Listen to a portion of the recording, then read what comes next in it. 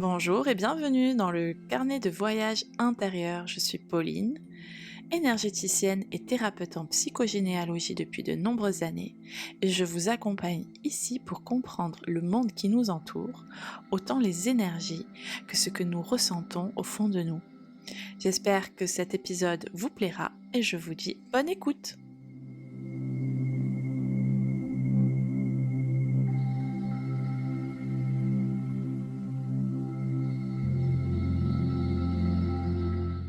Hello, j'espère que tu vas bien. Je te retrouve aujourd'hui pour parler d'un sujet qui nous concerne tous, les petits bobos que nous ressentons dans le corps. Et si le corps ne faisait que traduire ce que ton âme ne peut plus contenir? Alors, je t'invite, si tu ne l'as pas déjà fait, à écouter le podcast sur la reconnexion, enfin si ton âme avait un message, à écouter le podcast sur la numérologie, à écouter le podcast sur le pouvoir des mots. Tout ça, tu vas le voir, est vraiment relié. Tu sais, ce moment où tu as mal sans vraiment savoir pourquoi, cette fatigue qui ne passe pas, cette tension qui revient toujours au même endroit, eh bien, le corps a sa propre langue, effectivement. Il ne dit pas les mots comme nous, mais il est ce miroir silencieux qui reflète ce que parfois même ton cœur ne parvient pas à formuler. Dans de nombreuses traditions, le corps n'est pas une simple machine. Il est sacré, il est le temple de l'âme. Il est une mémoire vivante. Et dans cette vision, chaque douleur, chaque gêne, chaque maladie n'est pas un simple dysfonctionnement, c'est vraiment un message. Alors, aujourd'hui, on va ralentir ensemble, on va revenir au corps, on va essayer de l'écouter. Non pas pour le faire taire, comme on a tous tendance à le faire, mais pour une fois, l'entendre.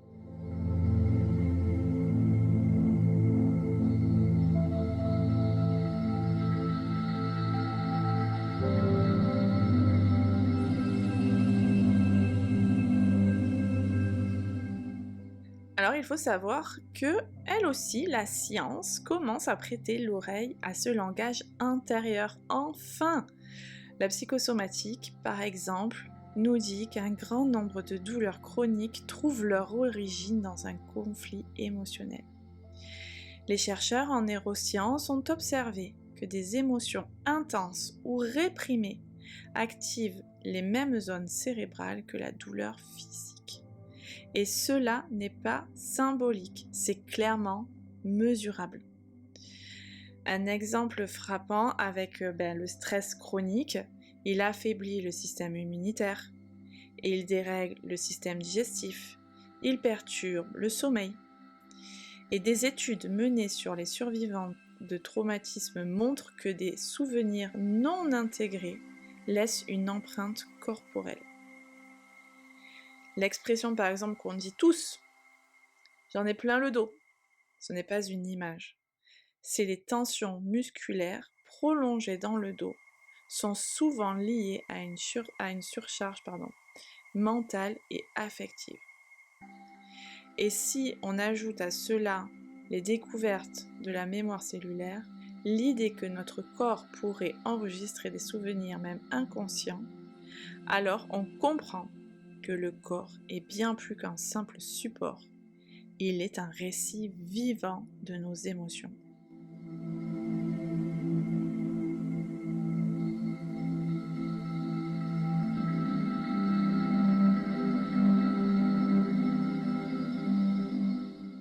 Là, je te parlais du dos, mais il n'y a pas que cette partie-là du corps. Forcément, tu te doutes bien que toutes les parties du corps peuvent être concernées. Mais il y a quand même des exemples qui reviennent assez fréquemment et qui nous est déjà tous au moins arrivé une fois dans notre vie. Il y a par exemple les douleurs de ventre qui sont considérées comme d'ailleurs le ventre est considéré comme notre deuxième cerveau. Il est très sensible au stress, à la peur et à ce qu'on ne digère pas émotionnellement, autant que ce qu'on ne digère pas quand on peut être malade des aliments, ça marche exactement de la même manière avec les émotions. Donc c'est souvent que dès qu'un stress arrive, hop, ça se caractérise directement dans le ventre. Il y a aussi les épaules. Beaucoup de personnes ont des douleurs dans les épaules et dans les cervicales. Et là, c'est le poids des responsabilités. Trop de pression, trop de charge mentale, et bim, tout se fige, tout se raidit. Il y a les genoux, qu'on assimile souvent avec la peur ou l'incapacité, enfin l'impression d'avoir l'incapacité de se plier face à la vie. Voilà, on refuse de se plier, on veut se rigidifier et du coup se faire mal parce qu'on refuse d'affronter les choses et on refuse aussi de dire non, puisqu'on peut ne pas être d'accord avec une situation et là, non, je ne me mettrai pas à genoux, je refuse. Et là, souvent, ça se caractérise dans les genoux. On a également souvent la gorge, quand on retient les mots, quand on ne sait plus quoi dire et que tout brûle en nous. Moi, c'est vraiment une partie entre la gorge et le ventre qui se manifeste très souvent chez moi. La gorge, énormément depuis quelques années, depuis une bonne dizaine d'années. Quand c'est vraiment trop, ma voix disparaît. Voilà, en l'espace de 10 minutes, je ne peux plus du tout parler, sans forcément de douleur, sans forcément avoir des prémices avant. Non, c'est que d'un coup, hop, ma voix se coupe, je ne peux plus parler. Tant que je n'ai pas fait mon introspection, tant que je ne me suis pas ancrée, tant que je n'ai pas compris ce qui m'arrivait, tant que je n'ai pas mis les mots dans mon esprit, je n'ai plus de voix. C'est incroyable et mon corps est fait comme ça depuis une bonne dizaine d'années. Il y a également la peau. On l'oublie souvent, mais la peau est notre frontière avec le monde. C'est elle qui affronte en premier plan ce qui nous entoure. Et là, elle exprime des conflits relationnels. Rougeur, eczéma, démangeaison. Comme si le corps criait ce que notre âme n'a pas osé poser comme limite. Alors bien sûr, ça ne veut pas dire que chaque douleur a une seule explication émotionnelle. C'est pas parce que j'ai mal à la gorge que d'un coup il se passe quelque chose dans ma vie. Non, je peux très bien avoir mal à la gorge parce que j'ai une angine, une trachéite, une laryngite, j'ai attrapé froid, je peux très bien avoir mal au genou parce que j'ai mon articulation qui déraille. Mais ça veut dire que notre corps est un terrain fertile pour la symbolique et que l'écouter peut nous aider à comprendre ce que l'on traverse. C'est très important de ne pas aller à l'encontre de son corps pour qu'il puisse nous amener là où on veut aller, puisqu'il est notre vaisseau dans cette vie-là. Il faut l'écouter, il faut le comprendre.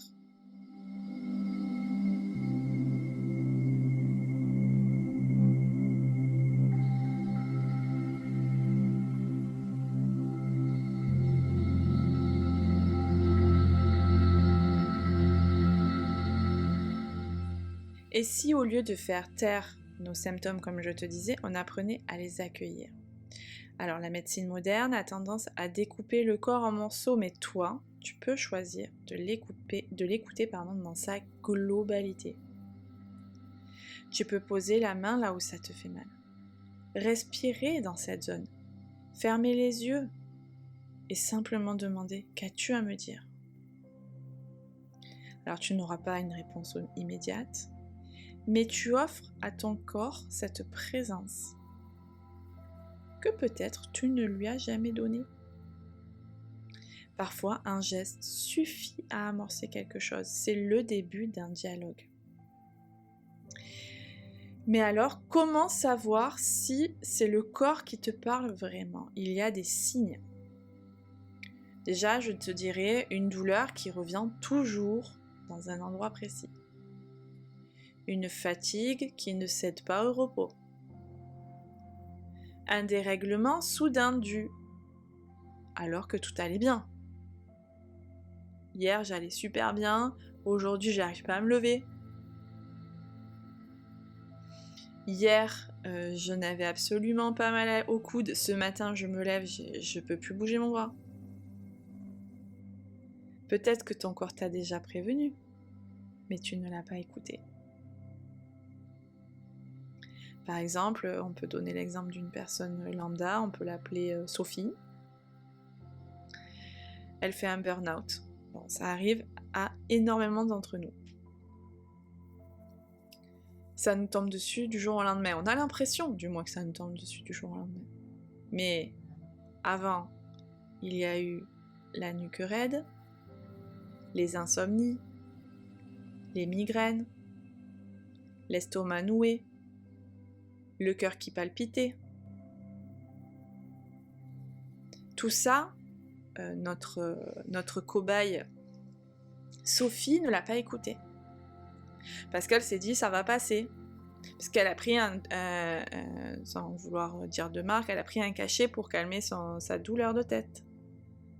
Hop, elle a pris un autre cachet pour calmer son estomac. Là, son corps envoyait plusieurs rappels. Jusqu'au moment où il a été obligé de l'amener jusqu'au bout, le burn-out. Quand il ne répond pas, il parle plus fort le corps. Le reconnaître, être conscient, c'est déjà commencer à le guérir, c'est déjà commencer à lui donner de la douceur. Alors, je sais que c'est très facile à dire comme ça, j'en suis totalement consciente, puisque moi-même, des fois, comme je te disais tout à l'heure, j'ai des choses qui m'arrivent au niveau du corps, et certainement que je n'ai pas dû écouter les messages qu'il m'avait envoyés ailleurs. Mais être conscient, c'est vraiment la clé pour éviter d'arriver dans l'extrême. Être conscient n'enlèvera pas la source du problème, mais ça nous permettra de la comprendre. Ça nous permettra peut-être de l'aménager, ça nous permettra peut-être d'éviter d'aller jusqu'au bout de notre corps.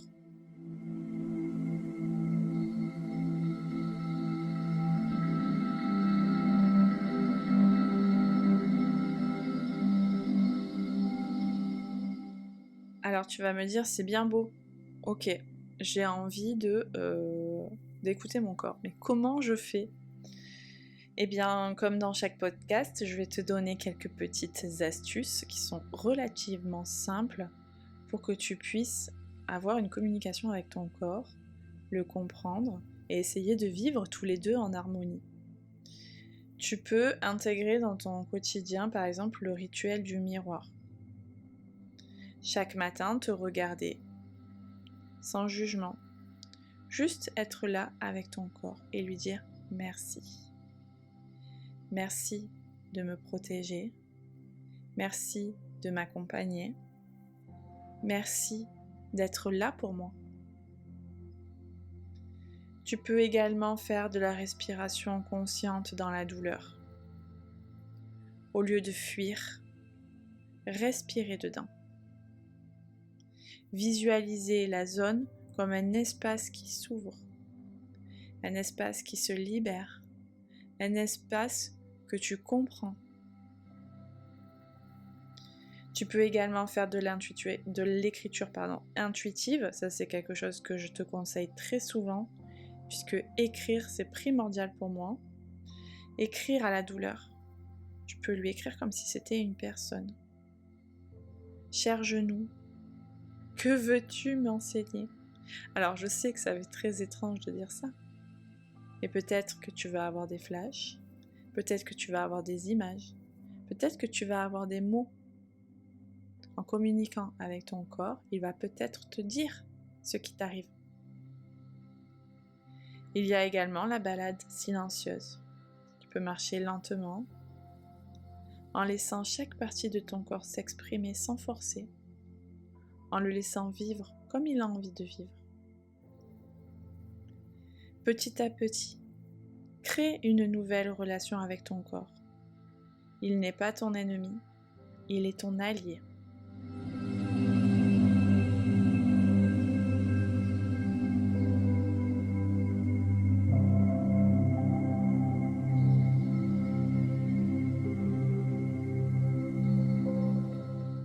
Je ne l'ai pas dit, mais il est bien évident que avant d'essayer de comprendre si votre corps veut vous passer un message, si vous ressentez des douleurs ou que vous ne vous sentez pas bien, première chose à faire, c'est d'aller voir un médecin et de faire les examens qu'il vous conseille de faire. Tout ceci est à faire si la science ne peut pas expliquer vos douleurs et qu'elles sont chroniques et qu'elles reviennent.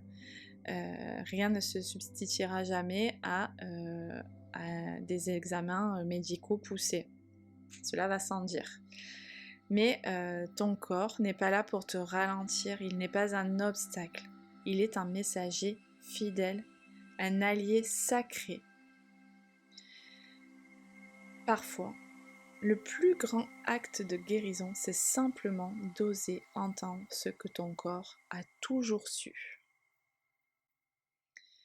J'espère que cet épisode t'a plu.